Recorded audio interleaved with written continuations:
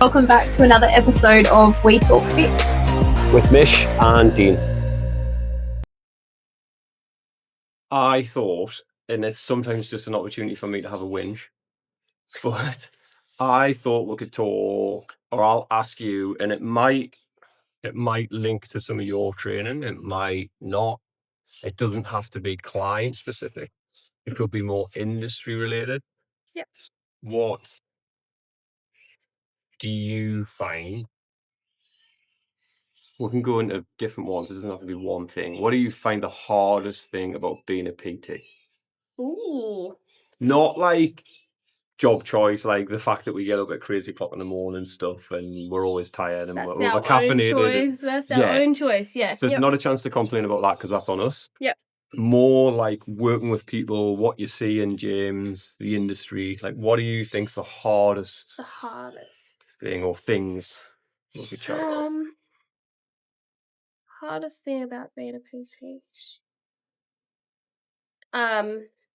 Probably when you are training a client or potential new client, and you can see, or you're going over certain moves with them to assess them Mm-hmm. and see where they're at, and you can see gaps in their training, or you can see things that they need to improve on because they're weaker in one sport than the other. So you sort of back off their training a little bit and go over technique for a while, but people who don't want to do that and they just want to go for numbers. Yeah. I think that's probably one of the hardest or most frustrating is when you want to try and help them to be better, to lift better, to then lift heavier. Yeah. But they don't You're want looking to put in that first step here to then actually be able to get the weight that they want to lift properly and safely. Yeah, I come across that a lot. Like, not just with clients occasionally, but just generally people asking for advice or tips or whatever. Mm-hmm. It's the hardest thing is to train patience. So the ability to look at where you want to be and go, okay, if I do the fundamentals, the boring stuff, that's what'll lay the foundation to get you there, and people want to just do that. And it is important that it's fun and they're enjoying stuff and enjoying the training.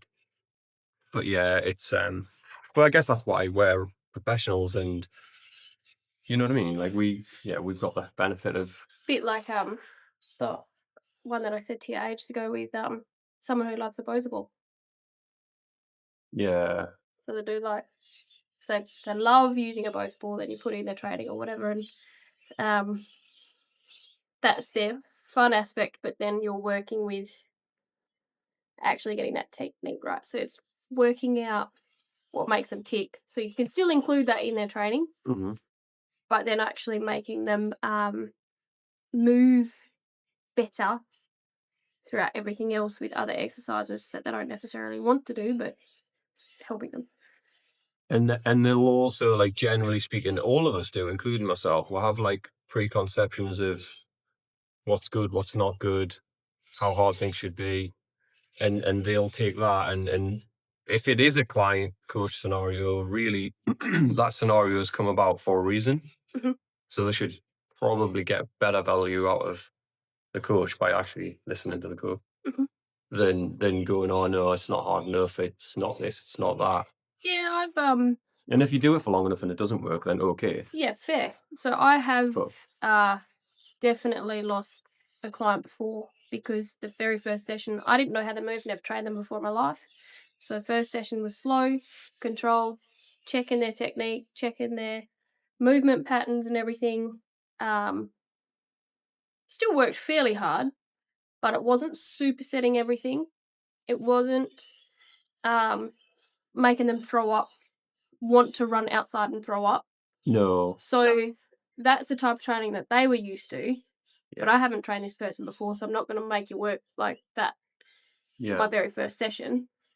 And he's like, nah, the training's not for me. I'm going elsewhere. I think if it's from a client, like if it is a more specifically like a client setting, and they've had a certain trainer previously, without trying to bag people, like it could be that previous trainer hasn't had their best interests at heart. They may have been the best trainer in the world by all means, but they also may have just been there flogging them, and then that client then thinks that that's how it should be.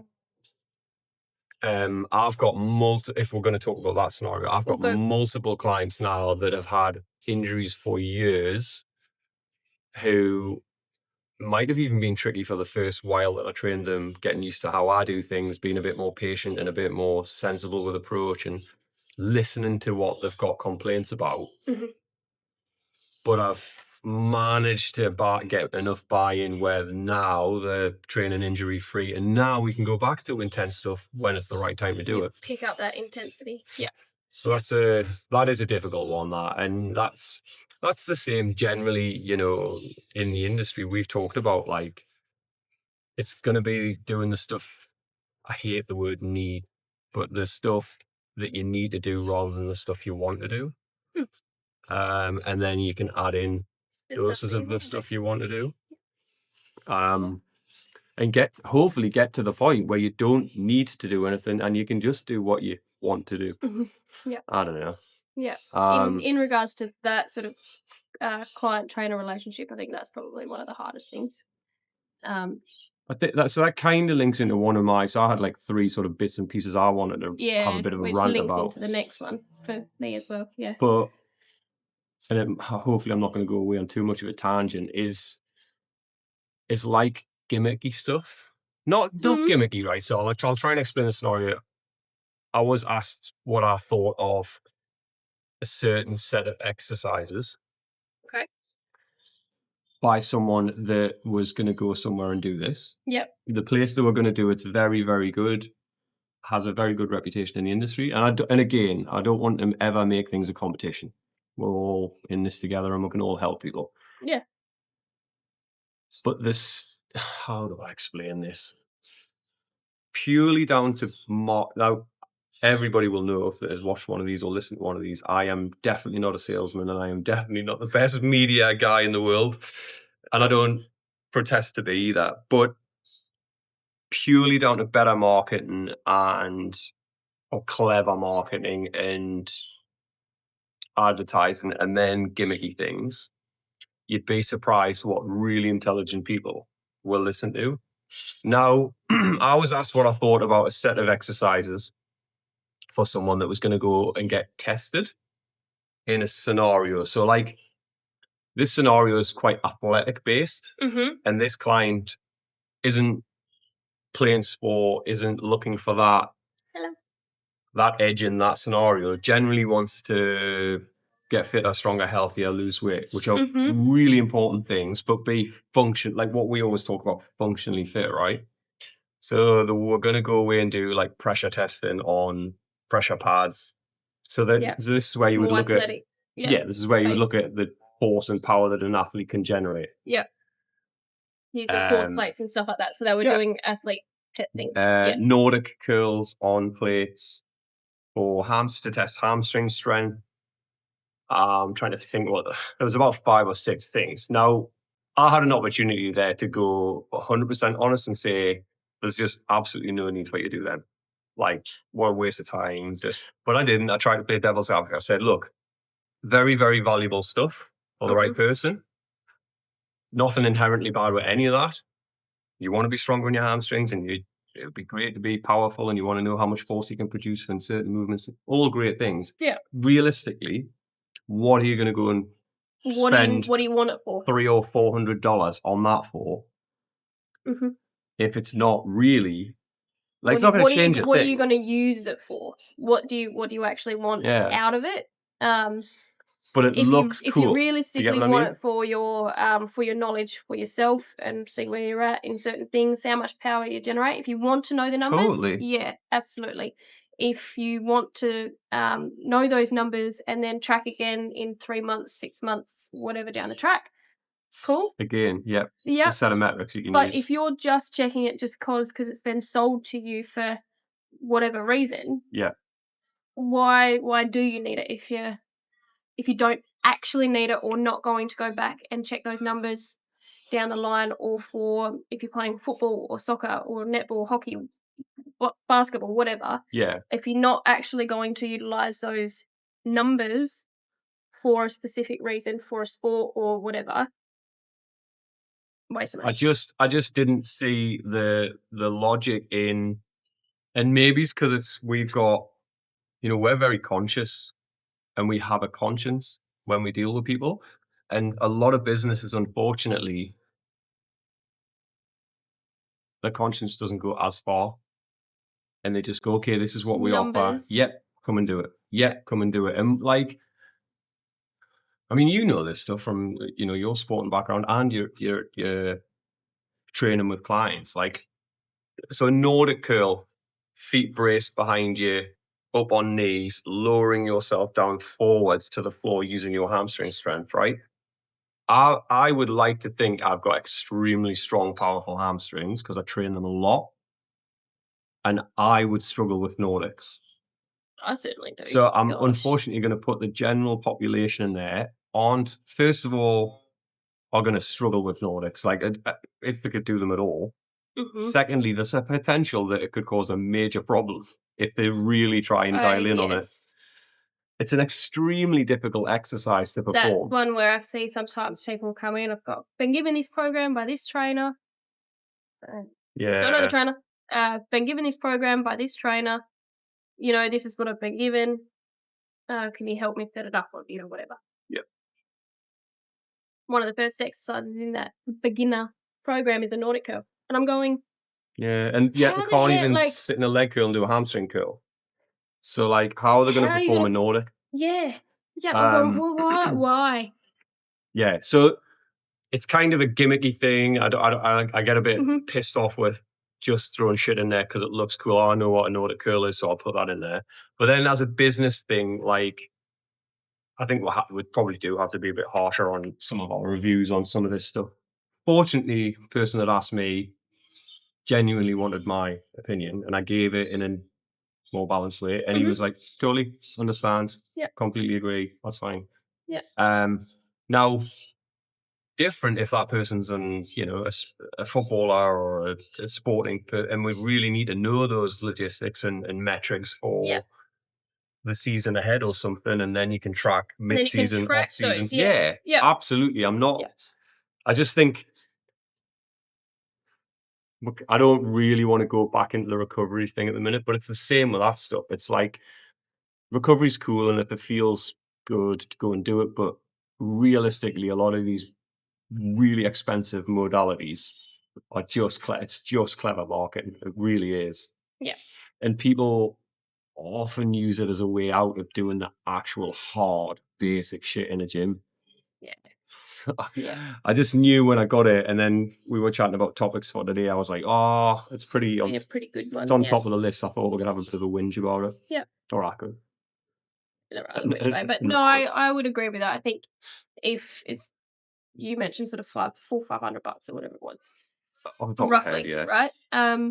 And if you're not gonna actually utilize those numbers, pointless waste of money. So If you're gonna utilize those numbers and if you're a numbers person as a gym goer, as you're training or whatever, and you wanna know certain numbers, you wanna know some, how much power you might or force you might be generating, go and do it. That's cool. If you've got 400, $500 there to spend on it. yeah, But if you're not going to utilize it to then put that information that you get back from that $400 or $500 consultation for those tests, and if you're not going to utilize those numbers in your training program in the gym, why are you doing it? yeah. It has no relevance. There's no point unless you know how to use those numbers to then put into a program in your gym. Yeah. In your training. So you can pick up on what's good, what's not good, what's weak, and then program around it. So yeah, that was the big. It got me going, that one. The other one I was going to go at, and again, it's industry related, can be client related, may even be the way we train related. Is we talked about your stuff last week with your knee injuries previously. Mm-hmm. Pain and injury management, and pain, injury, and discomfort management. Yep. And to be totally honest with you, finding an excuse. So there's a I'm lot not of going to different, say my excuse saying because I said it lots. so there's a lot of different parts of that, right? But what I was trying to get at was, because I've had it a few times lately, and I've noticed it with people asking for, again, tips and advice and tricks. And I'll always offer what I think and try and be impartial and try and play, try and stay neutral. But 9 times out of 10, the stuff that makes you uncomfortable is probably going to be the stuff that gives you the best reward. Yeah. Do the hard stuff now to make it easier later. And then also, we've definitely talked about big things like, you might have, I don't want to use the words hurt your back doing deadlifts, but that doesn't make the deadlift bad. Technique. As an exercise, it probably meant your technique was horseshit. Probably, obviously, context applied. Yeah. But 9 times out of 10. when we have hang-ups, so pain is a really important message that your brain's getting, right? It's a warning sign. It's telling your body to protect itself. There's a potential injury, whatever. Listen to it, absolutely listen to it, but don't let it dictate what you do. Or don't let it stop you doing certain things. Yeah, I've had 2, 3 people in the last, Thursday, within the last 4 days go, I always thought deadlifts were really bad, because, I was always scared of injury. Yeah. And they never learned the technique. Yeah. Do it. And then, right. Getting in it, getting the technique right, getting everything happening. You don't have to go for PB numbers, but you're strengthening your whole freaking body in that. It's such an underrated Infinitely movement. better. Yeah. Yeah. But it's more, what I'm getting at with it all is so if it's not an injury, but you're aware of something, it might even be a previous injury, but now you've got some sensation there. You're probably going to have to take your training to like a 2, 3 maybe out of 10 in that painful sensation, to then be able to build a strength in that specific area or areas to be able to load everything else that you won't feel pain. Whereas if you go, that's all, can't do anything, stay away from it. Which is where we touched base on on last week with when I very first stepped into a gym, because I didn't have access to a gym when I was younger, and I had already had my knee reconstructions, and I refused to do lunges because they hurt. And then eventually I was like, okay, now it's not as bad as what it used to be either, but I'll push through that pain, that uncomfortable. So it wasn't pain. You got to people stop at the uncomfortable, and they go, nah, that's painful, I'm not doing it. But you've got to push through that uncomfortable. There's a difference between pain, and that uncomfortable feeling. And with some, depending on what they've been, I often ask people, I said, have you had an injury before? Yeah. And they go, yeah, I've broken an arm, done this, I've done, whatever it might be. Sometimes I'll use women having babies and stuff like that. Like, what was your pain then? It's like 11, 12, 15, like 100, Yeah. And then have you been kicking the nuts before? That's your pain level here. And it was like, all right, what does this actually feel like? Yeah. And they're like you never heard a guy ask to be kicked in the nuts again, have you? Exactly. But you've definitely heard of a woman saying, should we have another one? Sorry. You get something out of that. You get a gorgeous little baby out of that. So, different. You don't get a baby out of that. No. You don't get anything in return. I don't think we're going to go into reproductive biology today. You do actually get a baby out of that, by the way. Not when you actually get kicked in the nuts. No. You have a baby, that's painful. That went off on a tangent. Literally get the baby. But I'll ask people, what pain was that? Yeah. And they're like, oh, that was, whatever number. Yeah. Okay, what pain was this that you want to stop at? Like, what pain is this? And they're like, it's like trivial. 0.5. Pretty trivial. And I'm like, right, okay, cool. So we want to push through it a little bit. We'll back off your, range of motion maybe a tiny bit to start with. We'll get you used to it, get you confident in that regressed move, and then we'll move forward. And they're like, oh, okay, cool. Yep, right. Okay, that makes sense now. So you've got to push through the uncomfortable to actually get better mobility, better range of motion, better, stronger in those moves. Building the foundation. Yeah. To then be able to use that foundation for the bits that are going to sit on top of it. Yeah. And then to broaden that. So we're talking about getting uncomfortable, discomfort, doing things that might be a challenge or whatever. You then broaden that into your health goals. Mm-hmm. And so if we take it away from injury or pain, Mhm. but things that definitely make you uncomfortable is change. So how often do we see, just in society, it doesn't have to be, I can't do this, I don't have time, and I'm not trying to take away from people's commitments. And there's a lot of people dealing with a lot of shit and a lot of stress and dramas and, family and jobs and yeah, whatever. Yeah. The political climate, the economy, business, like Everything. where There's do a you want to lot going start, on. right? But if you're trying to change something, whether it be strength and health and fitness, if you're trying to change something, something has to change. And I do get tired from time to time of this is where I want to head towards, Mhm. but I can't change these non-negotiables, and those 100% could be changed. Yeah. But no, I can't do this because I've got this reason and I've got this reason. All of those things are hooks that are going to keep pulling you back to where you are. Yeah. You're not going to get here where you want to be if you don't make a change here. And And that's, there are certain things that, you know, you won't be able to change. And that's absolutely fine. You've got certain time that you got to drop the kids off at school. You've got certain time you've got to leave for work, or yeah, you've got certain, other obligations that are non-negotiable. But out of those, say, whatever group of obligations you have, often there is something that can be adjusted so yeah, that you can get there. You can make a change to something, whether say you're dropping kids off at school, or you're going to work or whatever, and you can't get to the gym in the afternoon because you've got the kids home from school, you've got to get dinner ready, showered, bath, whatever, fed. If it's kids, or if you've got other commitments elsewhere, get up earlier. yeah, You can make those changes to get it done and out the way. Vice versa, getting yeah, kids enough to school and then making it work somehow.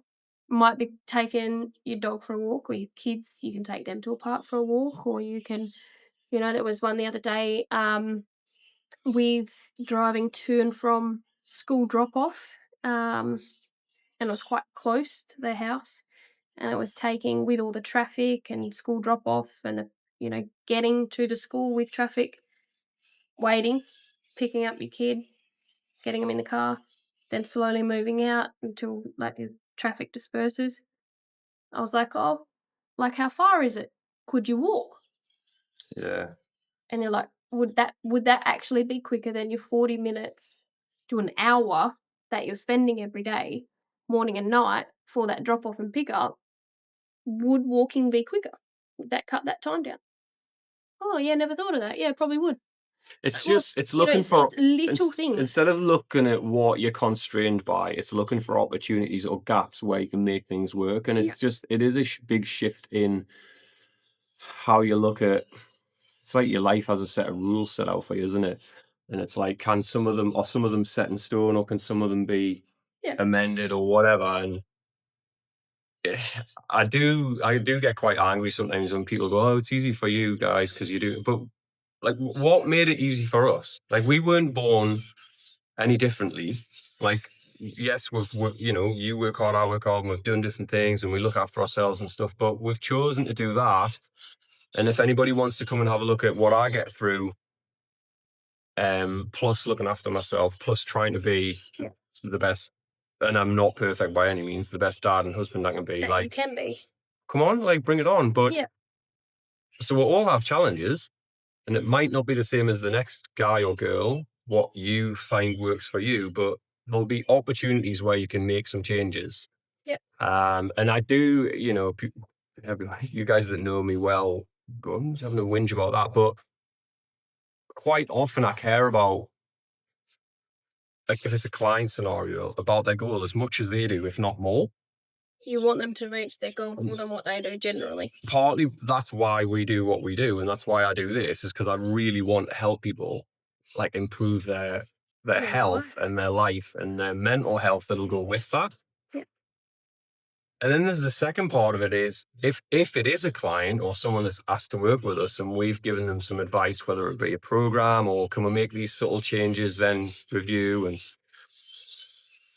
we're basically staking our reputation on how much work they can do.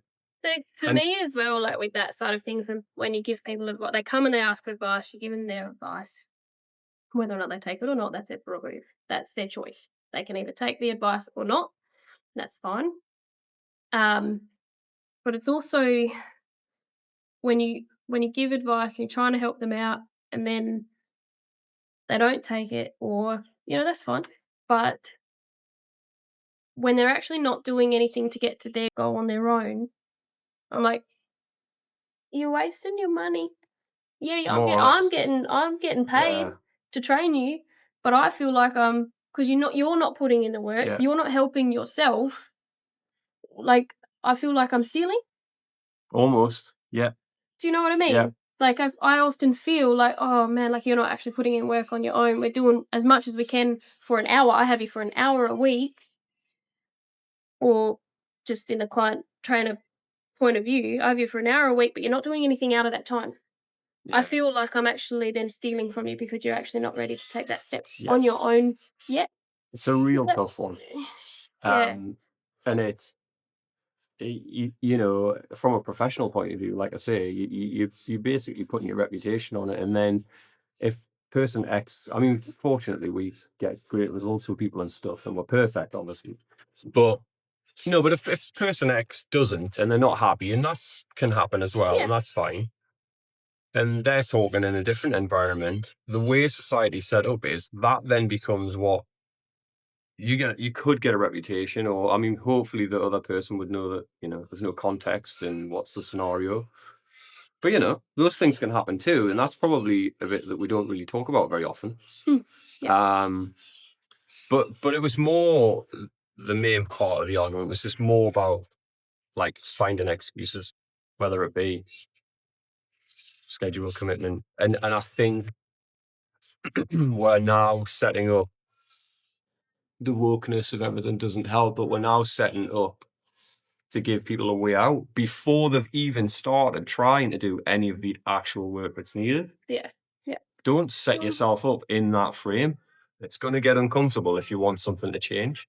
yeah. I've been through it where changing anything, changing schedule, changing a food type, change is horrible. But then your Change body, is hard. your mind, your head adapts. And Yeah, what was once difficult can actually be routine. yeah, easy. Do it difficult now. Do the hard thing now. It comes easier later. Yeah, the excuses and stuff like it's yeah, that favorite saying. Well, I'll say it once again. Um, Excuses sound best to those who make them up. Yeah, I really like that one. Like it really does. You're the one making the excuse. It sounds great in your head, but are you making a valid observation of your obligations, or are you just making an excuse? To put it plainly, because you've just been lazy. And we're talking about this Yes. on a relatively general level, right? Yeah. So let's just say it's someone that's thinking about a bit of a weight loss journey, or just a little bit of a weight loss journey, general strength and health, whatever. They're gonna still have to change some things that they're currently doing if they want their body and mindset to be different here, right? If they do the same things over and over, you're gonna end up with the same result, okay? But then if you take that to a more Thing. if you take that to a more advanced level, someone that we talked a few weeks ago on the podcast about you got someone that might compete, Mhm. right? And I'm sure she's doing fine, so I don't know, but you could have an athlete that wants to have a great footy season ahead or whatever. So you take it from a general level to a bit more of an elite level, a performance-based level. Those changes and commitments are going to have to be more severe Mhm. to get a higher level. Yes. So how do I best explain this? If people want to be more athletic, more performance-based, the higher up those levels go, the more you're going to have to change, alter, adjust, readjust other commitments to fit this. Mhm. The scales start going the other way. Mhm. So, like, you're trying to think of athlete X is a football player that trains 2 times a week, 3 times a week, adds in a strength session a week, plays on a weekend. Obviously, through the season, that commitment goes up, and the other things have to work around it. Mhm. And so Yeah.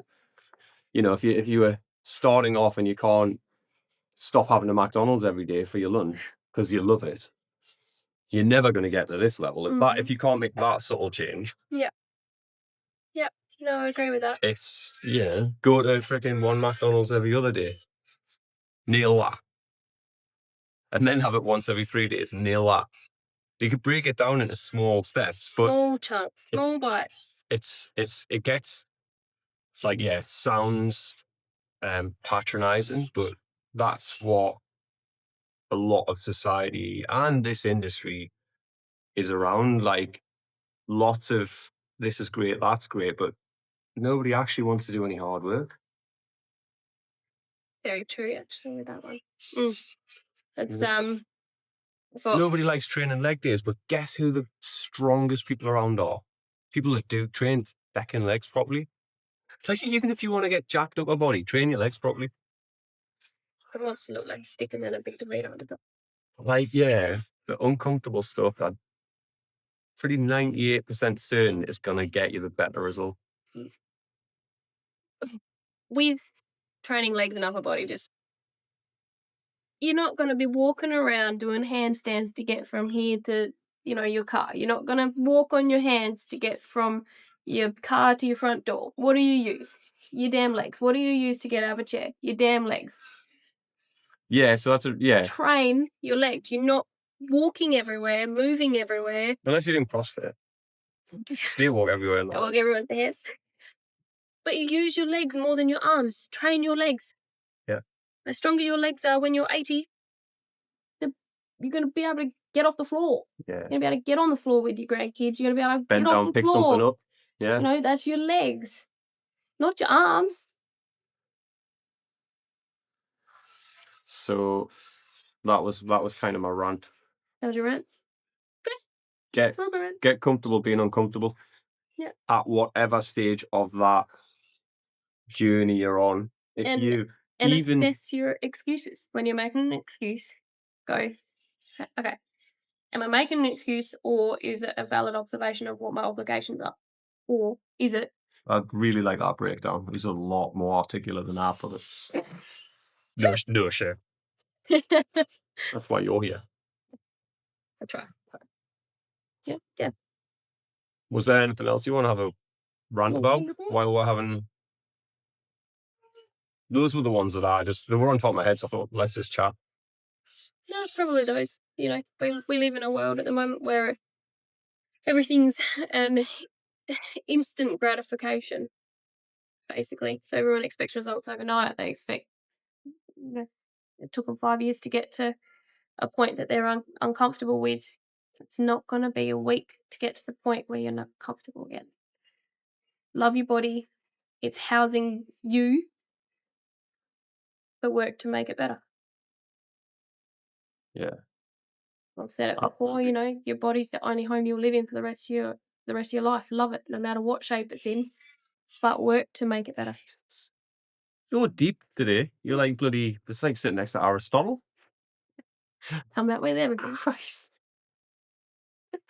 Yeah. Cool. Rant over. Thanks, mate. Cheers.